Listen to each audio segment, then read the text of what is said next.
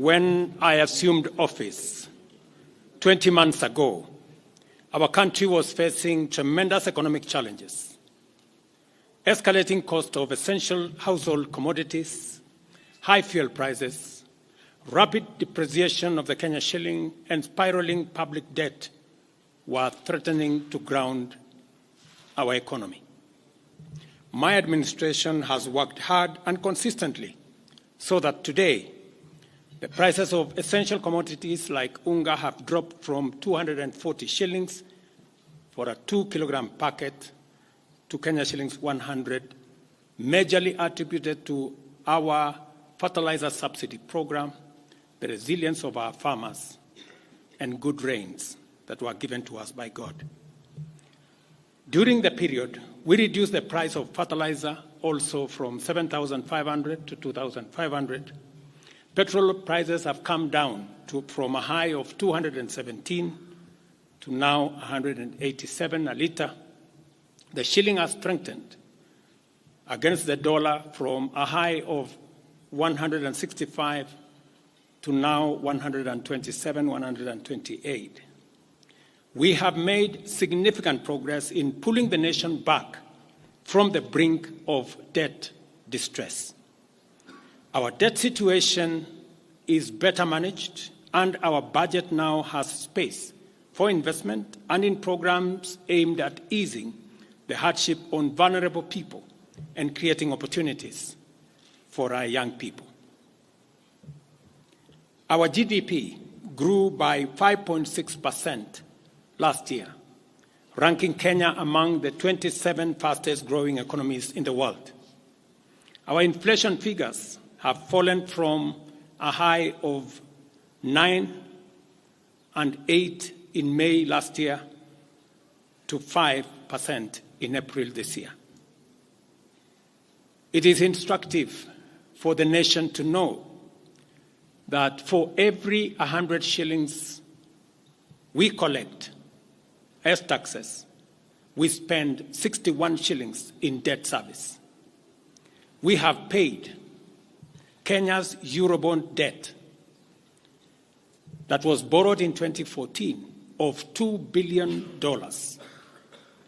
that has been hanging around our neck. We paid the last installment of $500 million last week. Today, Kenya's debt burden is much less, more sustainable, and we are on course to redeem our country from the discomfort of debt and assert our sovereignty. Early this year, Treasury had proposed a budget of 4.18 trillion. I did direct that it be reduced by 200 billion to come down to 3.99 trillion. The Finance Bill 2024, generated to actualize this budget, underwent public participation, which resulted to concessions by which we agreed to drop proposals on VAT on bread, motor vehicle circulation tax, VAT on locally manufactured diapers and sanitary pads, as well as excise duty on money transfer services, among others. The additional tax measures we had proposed in this year's finance bill were to raise money in the tune of 346 billion. When the concessions were made, subsequent to public participation that was undertaken by Parliament, that came down to 200 billion. I had made this proposal taking into account our situation and the priorities that are there. I want to thank the members of Parliament seated behind me and those who voted yes for identifying the priority areas of our nation. Because when I made the proposals to Parliament with my cabinet, we had certain critical priorities for the nation. Number one is our agriculture. We did make recommendation, and part of the money we were going to raise from the finance bill was 10 billion shillings that will go to fertilizer subsidy, 18 billion shillings that would go to making sure that junior secondary school teachers, 46,000 of them would be confirmed on permanent and pensionable basis. We are very clear in our minds that education being the greatest equalizer, no child in Kenya should go to a school where there is no teacher or where there are no adequate teachers.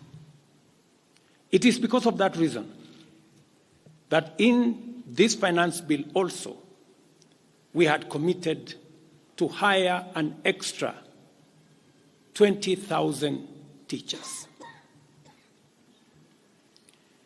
We also had envisioned, because of the program of last mile connectivity to homes, especially in rural areas, we had committed 14.5 billion shillings, 50 million for every constituency for the last mile connectivity.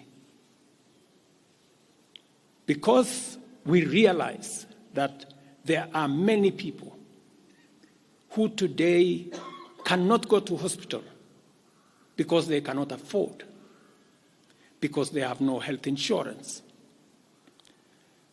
We had committed 6 billion shillings to operationalize our universal health coverage plan that would make it possible for every citizen to have a health insurance, those who cannot afford to be paid for by the government of Kenya, and to also operationalize the chronic illness fund that would make it possible for those who suffer from cancer, diabetes, hypertension, to be able to go to hospital, be treated, and go home without being asked for any money. We also had planned to put in money for our coffee farmers to retire the heavy debts that are bedeviling our coffee farmers. We also had allocated money for our sugarcane farmers to make sure that our sugarcane farmers get out of the debts that they're in. We had also committed to our milk farmers 2 billion shillings to make sure that every farmer is paid a minimum of 50 shillings per litre, to make sure that these farmers, very hard-working citizens of our nation, get a fair return for their hard work and for feeding our nation. And that is why I commend these members of parliament for agreeing with us that all the priority areas I have mentioned were the right priorities to be funded. And by so doing, they supported the proposal to incorporate also the views of the people. These members of parliament came back to us after they went to listen to the people of Kenya. And they came back and reduced the budget on their own by 146 billion shillings. Notwithstanding all these concessions, it has become evident that members of the public still insist on the need for us to make more concessions. And because I run a government, but I also lead people, and the people have spoken, I am grateful to all the members of the National Assembly who voted yesterday affirmatively for the Finance Bill 2024 as amended on the floor of the House to incorporate the views generated through public participation.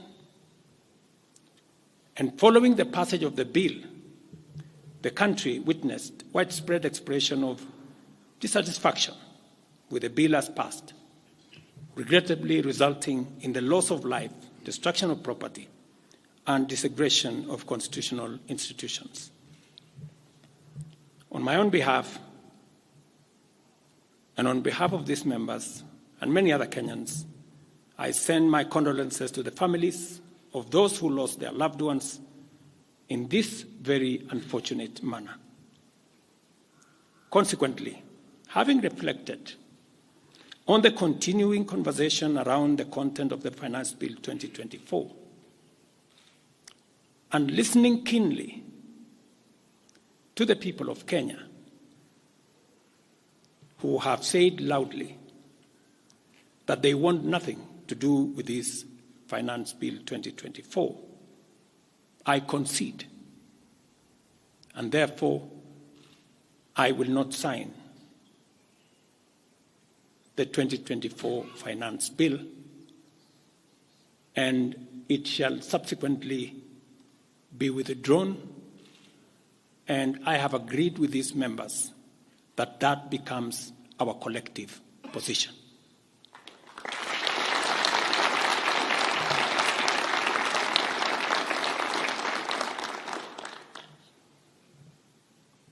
Accordingly, there is need for us as a nation to pick up from here and go into the future. And I am therefore proposing that because we have gotten rid of the Finance Bill 2024, it is necessary for us to have a conversation as a nation going forward. How do we manage the affairs of the country together? How do we manage our debt situation together? How do we work on the budget with the deficits that now exist together? And as I committed last Sunday, I will be proposing an engagement with the young people of our nation, our sons and daughters, for us to listen to them. As I said on Sunday, listen to their views, listen to their proposals, their ideas, their concerns, and what they think we should do better as we go forward. I am also recommending a multi-sectoral, bipartisan, multi-stakeholder engagement from civil society, religious organizations, professional bodies, for us as a nation to speak to the future of our country, again, together. And this will be on matters that are contained in the bill and matters that the people of Kenya have canvassed in the conversation that has been going on. In this regard as well, I am directing for immediate further austerity measures to reduce expenditure, starting with the Office of the President, the entire presidency, and extending to the entire executive arm of government. Operational expenditure in the presidency be reduced to remove allocations for the confidential fort, reduced travel, hospitality, purchase of motor vehicles, renovations, and other expenditures. This will cover the entire presidency and also the executive arm of government. I also propose that equally, Parliament, the judiciary, and county governments, working with the National Treasury, also undertake budget cuts and austerity to ensure that we do live within our means, respecting the very loud message that is coming from the people of Kenya.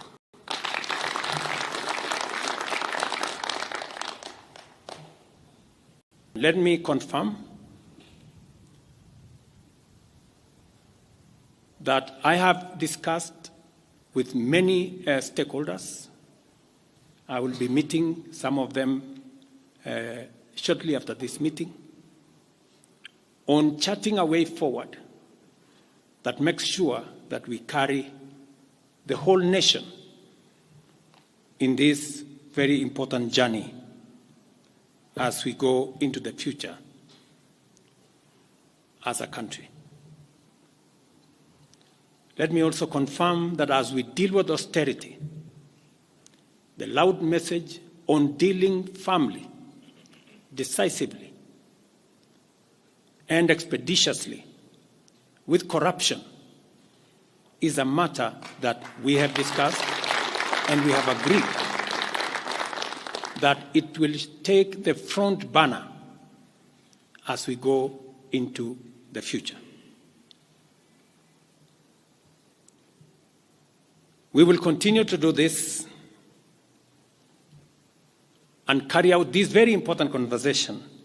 And I want to remind us that we should proceed within the foundational principles upon which our nation is founded, namely constitutionalism, adherence to the rule of law, and respect for constitutional institutions. We must continue to operate within the parameters of the law. I thank you.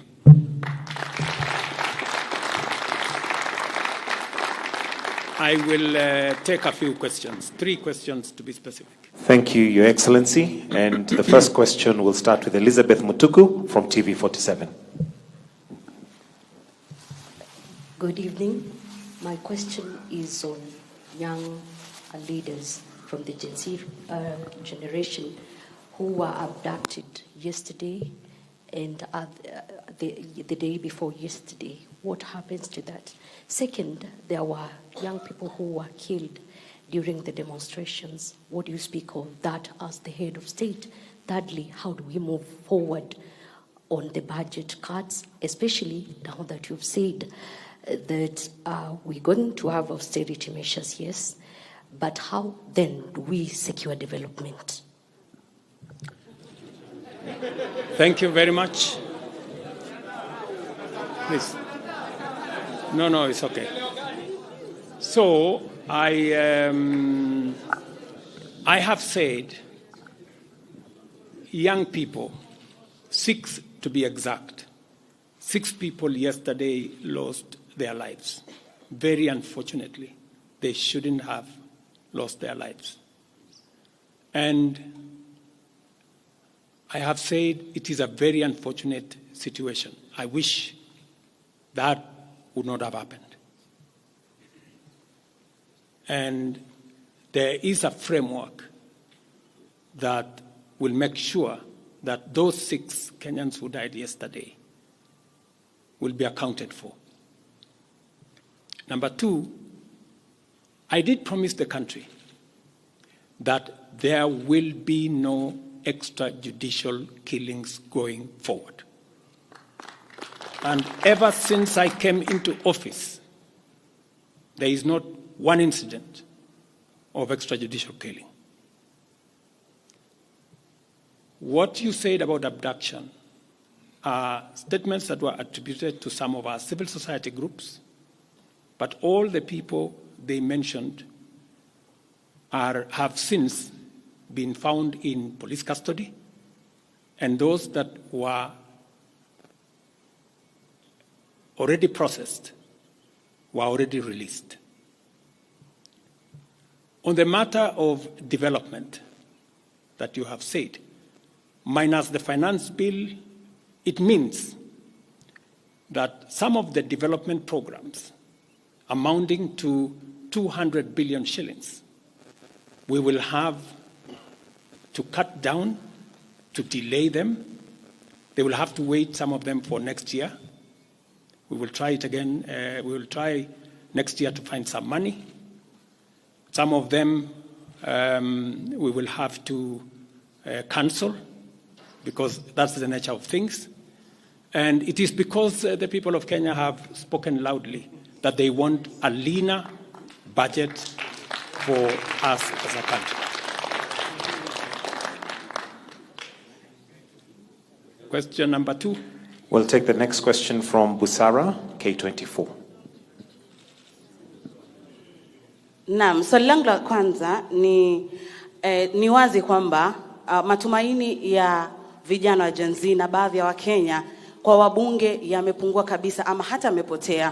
Kwa hivyo kama rais, unachukua hatua gani kuhakikisha kwamba tunawahusisha vijana katika maamuzi muhimu, hasa katika masuala ambayo yanalenga taifa ama ujenzi wa taifa? Swali lingine, je, utahakikisha vipi uwazi katika mpango wako wa kupunguza matumizi serikalini? Maana umesema kwamba kuna austerity measures. Je, kutakuwa na transparency? Na swali la mwisho, ningependa kujua kama pengine kutakuwa na fidia kwa wale ambao walifariki, ama hususan kwa familia kwa wale ambao walifariki hapo jana, na je, serikali itasimamia malipo ya wale ambao hospitalini hivi sasa wanapokea matibabu kutokana na majeraha waliopata hapo jana? Asante. Thank you very much. About 214 Kenyans were involved in various skirmishes, and many of them went to hospital. 95 of them were treated and released. Some of them, I think one is still in ICU, and others, I think 14, the minister is here, are still in hospital. But majority of them were treated and released yesterday. As I have told you, on those who lost their lives, there will be a mechanism of how they will be accounted for. On the young people whom you have said, how do we listen to them? Let me say the following. Number one, I did make a very clear, determined program to create opportunities for young people to work. It was in our manifesto. It is in my plan. As I talk to you, 3 of the programs are going on. The housing program today has 160,000 young people working as engineers, as architects, as quantity surveyors, plumbers, masons, carpenters, artisans, transporters, accountants. We have 160,000 young people working, because I did take the decision that if we don't deal with millions of young people out of school, out of college, who have certificates and they don't have jobs, they will soon become a very big challenge for us as a country, as we are witnessing at the moment. All the young people you see, they are looking for opportunity. They are looking for jobs. And that is why our housing program, once it is fully rolled out, we will have a minimum of 500,000 young people working in our housing program. Number 2, I have been very clear on making sure that additional to our housing program is our digital infrastructure, the digital superhighway, the digital hubs, and the whole ecosystem of what we are doing in creating digital jobs. I was in Ruto with Honorable Kingara, who's right there, not more than a month and a half ago, launching a hub that will hire 4,500 young people under CCI. In this budget, we had added 10 billion shillings to CDF for them to be able to construct ICT hubs in each ward in the Republic of Kenya. That would give opportunities for 200 to 300 young people in every ward to access internet, to be trained, to have a hub, and to monetize their digital skills. We will still find another way of implementing this plan, even if we have to cut back on CDF, if that is what is going to happen. Again, because we believe that young people deserve opportunity. As I talk to you, we've just concluded 3 bilateral agreements, one of them with Germany, on export of labor.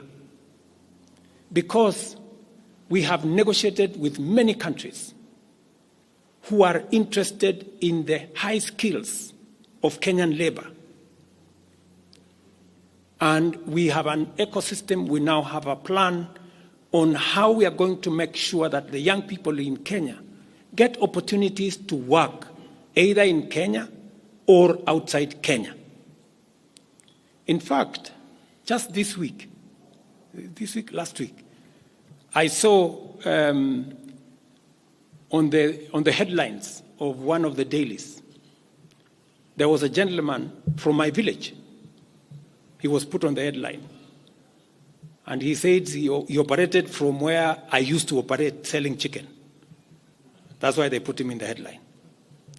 And his complaint was, you see, the president has not done well because in this village, many people are going to look for jobs outside Kenya. That gentleman did not know that those people in our village that have gone to Saudi Arabia or UAE, I am the one who supported the program for them to go as part of the export of labor. So he thought that those people were going away because there were no jobs in Kenya. But it is part of this plan I have kept on talking about, because I think it was called Misoy or somebody. If you go and check the headline, I think of last week, Thursday or Friday, he was there. He didn't know, the good young man, that I think we have almost 500 or 400 and something people around that village that have actually gotten jobs outside Kenya. And they are changing that village. And that is actually an admission by that gentleman that our plan on export of labor is working. And number two, that when we committed ourselves to making sure that we create opportunities for young people to work, we meant it. So we have a program on housing, we have a program on digital jobs, we have a program on export of labor, we have a program on the whole manufacturing sector. Let me give you another example. Now I'm talking this as a leader. We deliberately, last year, said we cannot continue to import products that we can manufacture in Kenya. One of them was clinker, cement, furniture, steel. What has happened? the last 1 year. Very many, in fact 5 to be specific, companies have sought licenses in Kenya to do clinker, to do cement. And last year, because of what we did, we reduced the import of clinker by 95%. We saved foreign exchange. We created jobs locally. I was in West Pokot with my Minister for Industrialization. I'm sure the members of West Pokot, they are here. They were there with me in West Pokot, opening a clinker factory that now hires 2,500 young Kenyans, with another almost 2,000 as drivers, support staff. A big market now in West Pokot. Expanding manufacturing in Kenya is the right thing. And it is the reason why some of our policy interventions on matters like imported stuff that are being manufactured in Kenya. For example, we have said substandard, low-quality imported sanitary pads from China and other places. How can they come into Kenya when we have 10 companies in Kenya hiring Kenyan young people? How can they come and compete here? All the products that we are manufacturing locally, we must protect our local industries so that they create jobs locally, so that they create opportunities locally. In this finance bill, you will also see that we have imposed duty on potatoes from Europe. Surely, how can we continue importing potatoes from Europe? And we have farmers right here in Kirinyaga. We have farmers right here in Nyandarua, in Molo, in Timau.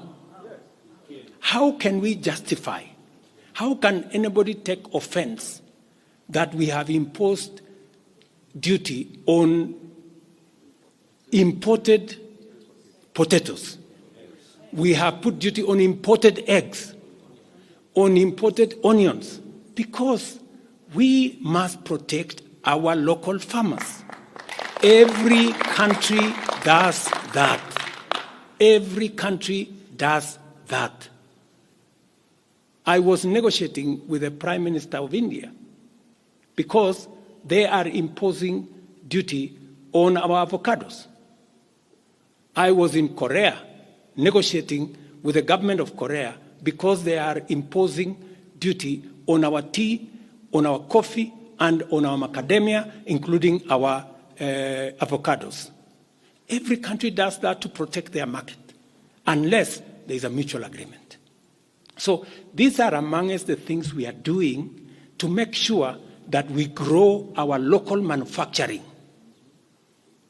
create local jobs, create local wealth. That is how we are going to move forward as a country. We cannot continue to be a supermarket for other people's factories. It is important that we also produce our own products. Our young people can produce products in Kenya which are of high quality, which are of international standard, and we can do that. So I just wanted to clarify this point because it is addressing the young people of our country. And I am looking forward to a conversation with my sons and daughters, the young people of this nation, to explain to them the opportunities that they have, and I want to listen to them. What additionally do they want me to do? What can we do better? And how can we move the country forward together? Thank you very much. Thank you, Excellency.